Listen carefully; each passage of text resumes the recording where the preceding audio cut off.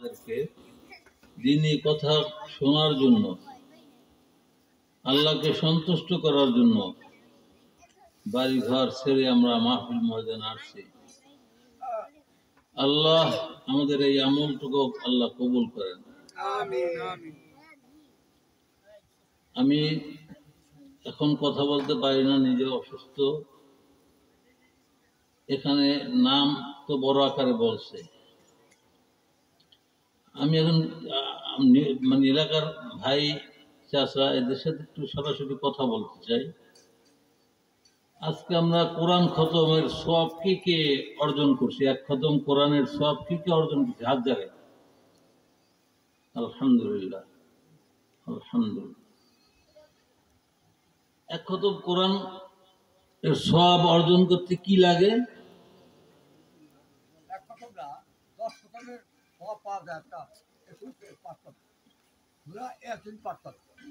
কুল আল্লাহ 3 বার পাঠ করলে কি পায়? আমি 10 খতম বলি নাই, আমি 1 খতম বলছি। 1 খতমে কয়জন আমরা পারছি? যদি সকালে আমি 3 বার কুল আল্লাহ পড়ি, আমি 1 খতম কোরআনের সওয়াব পাইলাম। আমি যদি সন্ধ্যার পরে মাগরিবের নামাজ পড়ে আবার 3 বার পড়ি, আমি আবার 1 খতম সওয়াব পাইলাম। সূরা ইয়াসিন আমরা সবাই পারবো না, কোরআন শরীফ সবাই পড়তে সবাই পারি না। কারণ সে যদি ইয়াসিন সূরা ভাঙা সূরা ভাবে পড়া ভুল পড়া মনে করে যে আমি 10 খতমের সওয়াব অর্জন করলে ফেলাইছি, সেটা ভুল হবে। কিন্তু কুল আল্লাহ কোরআনের তো এর চাইতে ছোট সূরা নাই আছে? কুল আল্লাহ ইন্নাতাইনা ওয়াল আসরে, এর ছাড়া তো ছোট সূরা নাই। নামাজ আল্লাহ তাআলা আমাদের যাদেরকে পড়ায়, আমরা প্রত্যেকেই সকালে 3 বার বিকেলে 3 বারই পড়তেই পারি না? এই জন্যই প্রশ্ন করছি আজকে, 1 খতম কোরআনের সওয়াব কি অর্জন করতে পারছি? এখন আমরা জীবন এখানে যে কজন বসে আছি সবার জানা আছে যে 3 বার কুল আল্লাহ পড়লে 1 খতম কোরআন খতমের সওয়াব আল্লাহ তাআলা দান করেন। এটা বারবার শুনছি না আমরা? সবাই কেন হাত জাগাইতে পারি নাই? মানে কথাটার ভিতরে এখনো আমার গুরুত্ব আসে নাই, বুঝ আসে নাই। হুজুররা কয় কোক খেরাই আমল করুক, এইটা না আমাদেরকে আমল করতে হবে। এই যে ওয়াজে বলে বারবার, আমাদেরকে আমল করার জন্যই বলে, তাই না?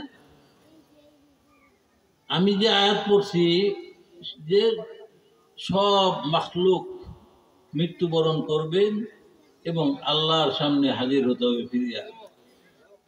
মরে গেলে তো বেদল যেত, আর যদি হাজির হওয়া না লাগতো আল্লাহর সামনে তাহলে মরে গেলে তো সব বেদম। পশু পাখি যত আছে তারা মরে যাবে, তাদের কোনো ঝামেলা নাই, মরছে তো মরছে, আর তাকে কিছু জিজ্ঞাবে না কেউ।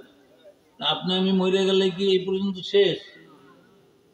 বরঞ্চ মরে যাওয়ার পরে শান্তি পাবে তো সে পাবেই, এমন পাওয়া পাবে যে জীবনে সে চিন্তাও করেনি পাবে।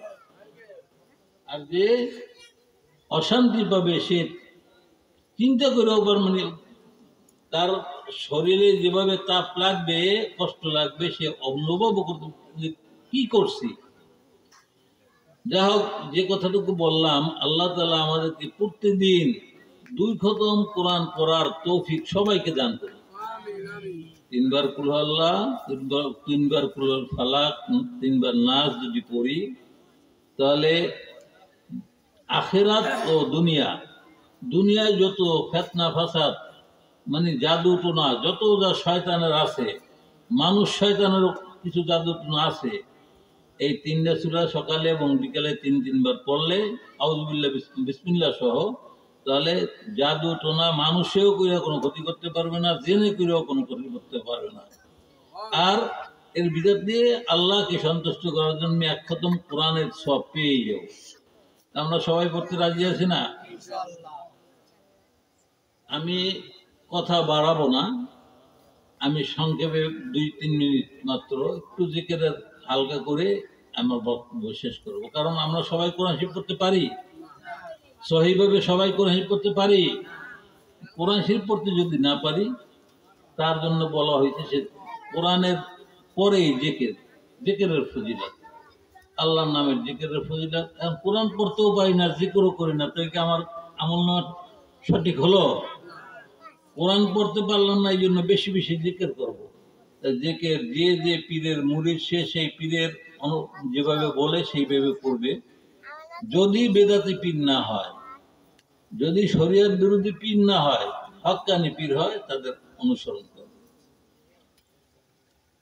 আমরা তিনবার দুরূদ শরীফ পড়ি। সাল্লাল্লাহু আলান নবিয়্যিল উম্মি, সাল্লাল্লাহু আলান নবিয়্যিল উম্মি, সাল্লাল্লাহু আলান নবিয়্যিল উম্মি। আস্তাগফিরুল্লাহাল্লাযী লা ইলাহা ইল্লা হুয়াল হাইয়ুল কাইয়্যুম ওয়া আতুবু ইলাইহি। লা হাওলা ওয়ালা কুওয়াতা ইল্লা বিল্লাহিল আলিয়্যিল আযীম। আল্লাহুম্মা তাহহির কলবি আন গায়রিক ونور قلبي بنور معرفتك أبدا يا الله يا الله يا الله. لا إله إلا الله لا إله إلا الله لا إله إلا الله لا إله إلا الله محمد رسول الله. এই যে লা ইলাহা জন পড়ব, লা ইলাহা নাই কোনো মাবুদ ইল্লাল্লাহ, কেবল আল্লাহ, নাই কোনো মাবুদ, কোন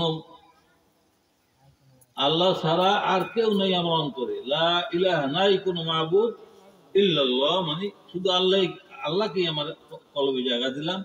লা ইলাহা বলবো, বলার সময় ঝাঁটা আমার একেবারে এইখানে ধাক্কা দিয়ে আমি আমার অন্তর যা কিছু আছে সব ফেলাই দিলাম, দূর করে দিলাম।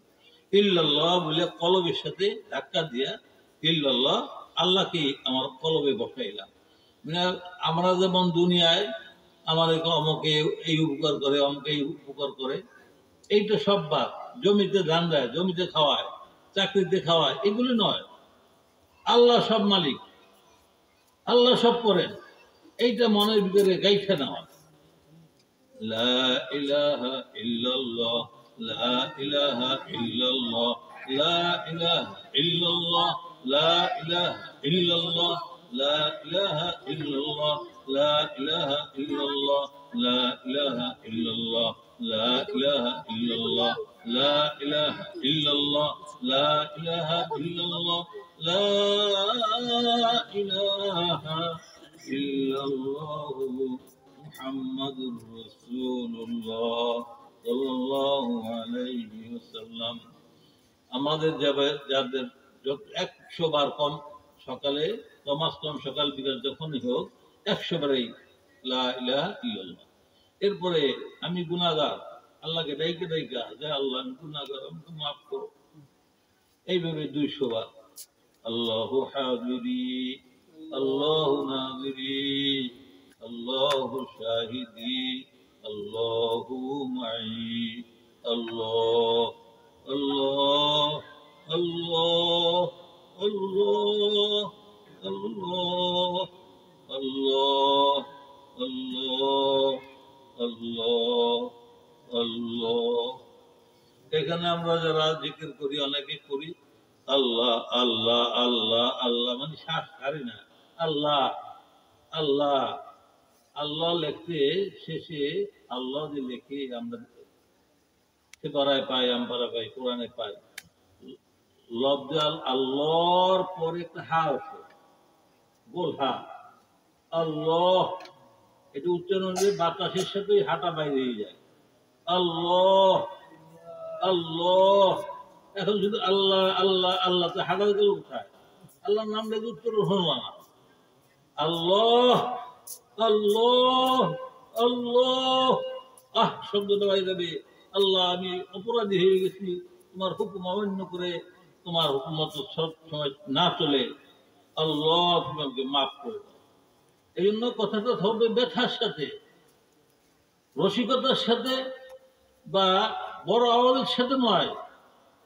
আল্লাহকে ডাকতে হবে দরদ মাখা কণ্ঠে। গুনাহ যে আমার সব জায়গায় গুনাহ বোঝাই, আল্লাহ তুমি মাফ করে দাও। আল্লাহ আল্লাহ আল্লাহ আল্লাহ আল্লাহ আল্লাহ আল্লাহ আল্লাহ আল্লাহ আল্লাহ আল্লাহ আল্লাহ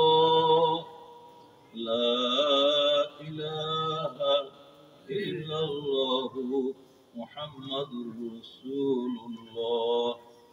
আমরা যারা তওবা পুরাটা ভালো করে বলতে পারি তারা পুরা তওবা পড়ব, আর যারা পুরাটা তওবা ভালো করে সহি শুদ্ধভাবে হয় না, আলহামদু, এখানে আমাদের অনেকেই পড়ি আমরা আলহামদু।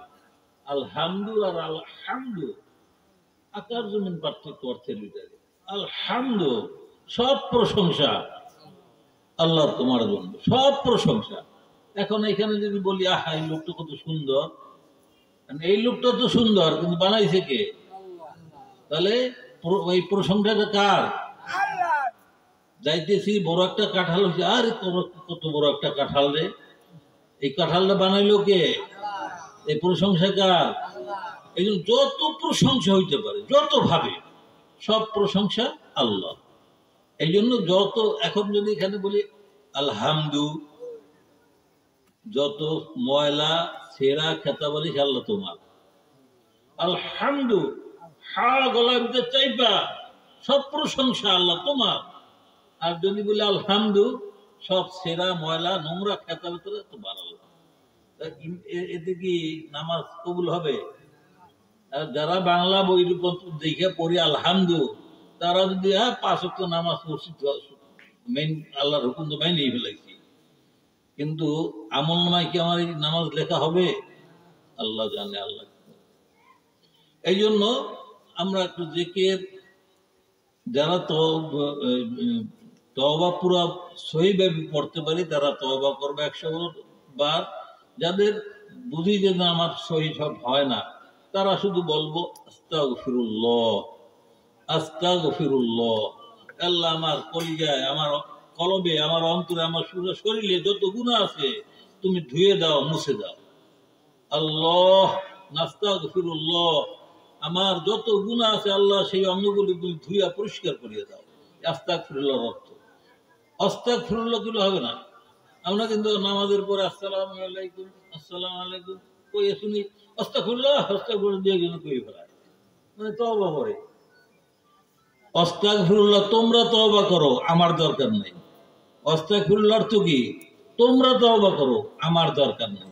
আর আস্তাগফিরুল্লাহ আল্লাহ আমার গুনাহকে মুছে দাও, আমার গুনাহকে ধুয়ে দাও। এত খেয়াল করা। আস্তাগফিরুল্লাহ, আস্তাগফিরুল্লাহ, আস্তাগফিরুল্লাহ, আস্তাগফিরুল্লাহ, আস্তাগফিরুল্লাহ, আস্তাগফিরুল্লাহ, আস্তাগফিরুল্লাহ। এইভাবে 100 বার তওবা করা। আর 100 বার দুরূদ শরীফ পড়া আল্লাহর রাসূলের নামে, সাল্লাল্লাহু আলাইহি সাল্লাল্লাহু আলান নাবিয়্যিল উম্মি। সংক্ষেপে সময় কম থাকলে সাল্লাল্লাহু আলান নাবিয়্যিল উম্মি। আর যারা সব সময় বেশি থাকে তারা পুরা দুরূদ ইব্রাহিম, যেটা আমরা নামাজে পড়বে, সমস্যা নাই। আর যদি সাল্লাল্লাহু আলান নাবিয়্যিল উম্মি পড়লেও দুরূদ পড়া সওয়াব পুরোপুরি সে পেয়ে যাবে।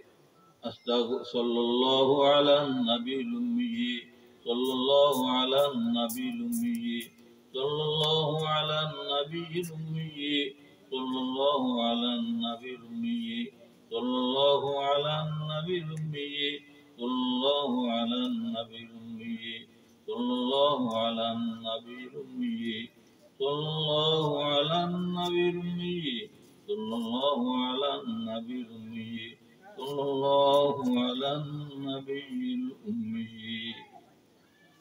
এই যে কথাগুলি বললাম, 3 বার কুল হুয়াল্লাহ, 3 বার ফালাক, 3 বার নাস। এখন ইমাম সাহেব দোয়া দূর করে সাইদা দিল, বাবা আমার বাড়িতে কাজ আছে, আমি মোনাজাত করার সময় নাই, আমি মসজিদ থেকে বাইরে পড়তে পড়তে বাড়ি গেলাম, সব আমি পাবো না? অবশ্যই পেয়ে যাব। আমি এই 3টা সূরা পড়া শেষ হয়ে গেল, আমার সময় আছে, আমি হাঁটতে হাঁটতে বা অন্য কাজ করতেছি, আমি কোদাল কোবাই দিছি, গরুর এক ঘরের থেকে আরেক ঘরে নিতেছি, বাইরে বাইরে করতেছি, আমি ওই সময় লা ইলাহা ইল্লাল্লাহ মনে মনে পড়তেছি, আমি সব পাবো না? যে যত কাজে আমি ব্যস্ত থাকি, আমি যদি আল্লাহকে খুশি করার জন্য কাজও করি, তাকেও তার নামও ডাকি, আল্লাহ আমাকে একটু কম দেবে না, সব আরো বেশি দেবে। যে বেচারা গরিব মানুষ কাজে ব্যস্ত, কাজও করতেছে, আমাকেও বলে নাই। আল্লাহ তাআলা আমাকেও যে কথাগুলি বললাম তা আমল করার তৌফিক দান করেন, এবং আমরা যারা শুনলাম আমাদেরকেও সবাইকে আল্লাহ তাআলা মরার আগ পর্যন্ত আমল করার তৌফিক দান করেন। শোনেন, আরেকটা লোক এখানে আসে, একটু মাদ্রাসা ময়দান